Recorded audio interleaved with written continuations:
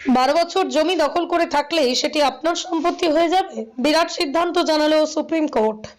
যার অধীনে একজন ব্যক্তি যিনি মূল মালিক নন, তবে তিনি যদি কমপক্ষে 12 বছর পর্যন্ত সেই সম্পত্তির দখল রেখে দেন, আসল মালিক তাকে উচ্ছেদ করতে আইনি ব্যবস্থা গ্রহণ না করেন, তাহলে সেই ব্যক্তি ওই জমির মালিকানা লাভ করতে পারেন।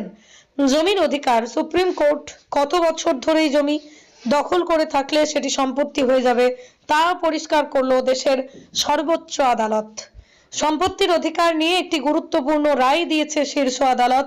সুপ্রিম কোর্ট অসুবিধাজনক দখলের তত্ত্বে উল্লেখ করেছে, যার অধীনে একজন ব্যক্তি যিনি মূল মালিক নন, তবে তিনি যদি কমপক্ষে 12 বছর পর্যন্ত সেই সম্পত্তির দখল রেখে দেন, আসল মালিক তাকে উচ্ছেদ করতে আইনি ব্যবস্থা গ্রহণ না করেন, তাহলে সেই ব্যক্তি ওই জমির মালিকানা লাভ করতে পারেন। তবে জনসাধারণের জন্য রক্ষিত